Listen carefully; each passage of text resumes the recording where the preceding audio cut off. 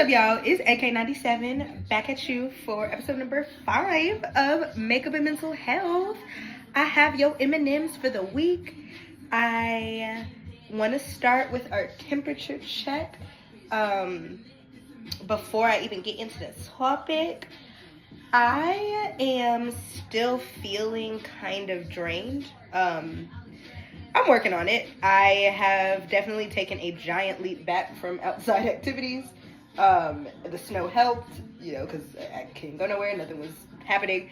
And yeah, I'm just taking it easy, but I refuse to speak sickness over my life, okay?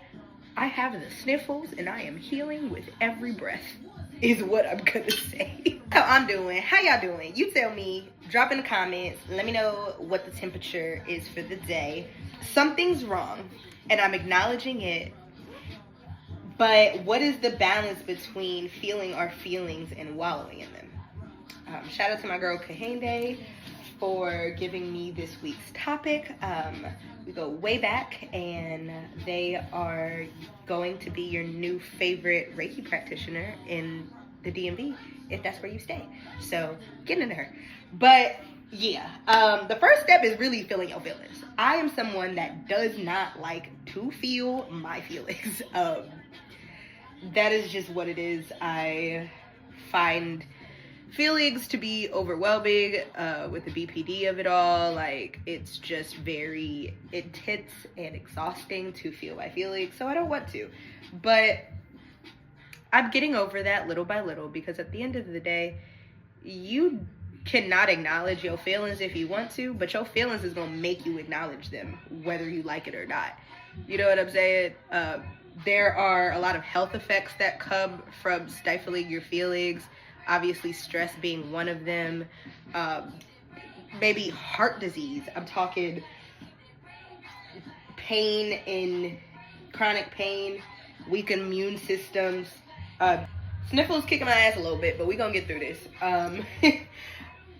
As I was saying, a lot of health effects of not acknowledging your emotions. You stifling your emotions, you holding it, you bottling up, and now your partner, your friend, your community has to, or even work, random strangers, they have to bear the brunt of you not processing your shit because you don't want to acknowledge that there's even something wrong.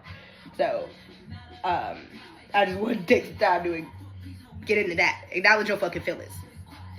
After you've done that, right, the second part of it is what Candy was talking about, of like, okay, it's something wrong, it's something that you did or something that's going on. What is that balance between feeling the feelings and wallowing? I personally feel like the signs of wallowing are two major things. One, if it is consuming every part of your fucking day and all you are doing is thinking about this topic, like you're going on autopilot throughout your day, but it always comes back to whatever the thing is. That probably means that's probably a surefire sign that maybe take some distance from it, right? Accompanied by that, too much negative self-talk, that's when I know that it's wallowing and not just like, okay, baby, this is what's happened. How to combat your thoughts. So if you realize that you are caught up in a tailspin of wallowing, now what do I do? My favorite things is thought challenging and coming up with like different evidence than what you have. So let me give you an example. I am in a manic, and part of being manic is like there is an embarrassment accompanied by it of like, damn, like I've been wilding. It can elicit really strong feelings of shame due to really not even noticing your behaviors. So at first, I was a little concerned that I was gonna start, like, it was gonna send me into a negative space. But really, girl, I just said to myself, hey, you have an illness, and it's okay that you have an illness. You're not a bad person for having a mental illness.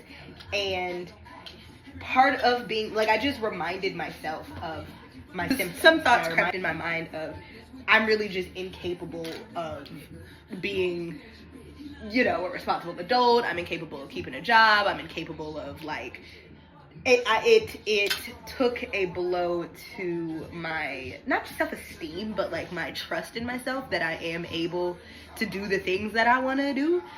And so some thought challenging was, you know, one, acknowledging that this all is happening due to my illness. That was step one.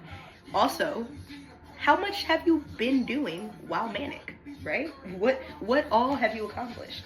It's really helpful to remind yourself of other times in which you have, you know, if you're dealing with an issue, you've been there before. Remind yourself of the fact that you've been there before and survived before. One of my favorite shows is The Midnight Gospel. It's a fantastic, trippy, but also kind of like, it's set up like a podcast. I think that's what it is. It's really a podcast and they've animated over it. I'm not sure, but great show. One of my favorite quotes from that show is, let me see if I can get it off the dome. If you're caught up in your story, it's like living in a tiny apartment. As soon as you get some space between you and your thoughts, it's like moving into a bigger apartment. I got it. So on that, you really have the duty to yourself to create some boundaries between your emotions and your thoughts. Yeah, I'm saying that for the first time. I'm trying to check if that makes sense. Yes, create some boundaries between your emotions and your thoughts. Just because you feel something does not mean you have to overwhelm yourself with that feeling. So instead of over processing, taking a break, setting those boundaries between your feelings about something and how much mental energy you're going to give it. Really good way to make sure you're not passing that threshold into wallowing. All that fucking talking, but let's see who really make a move. Post a picture, bitches call me mother. Now who's sunning who? Bitch, your time up. I'm just trying to take the time while I do a little speed through. So, talking to y'all. Hello, hi, it's me in the future. Doing my little freckles with my little white eyeliner, doing my little red lippy, doing my little lashes. About to do my inner corner highlighting shit, my fave. And we about to get into the glitter.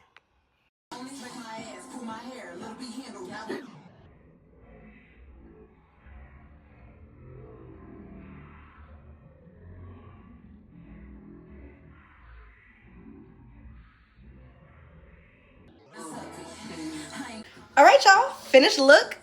Here we are. Nothing too crazy today. I just, just want to do a little shit tonight while I'm talking to y'all and about mental health and makeup and things. And here we are. I'm going to the High Museum because it's second Sundays free. If you didn't know, now you know. Get into it. I am so over this hair. It's still wet, so I'm gonna put this right back on. But I'm over it. I'm ready to switch it up.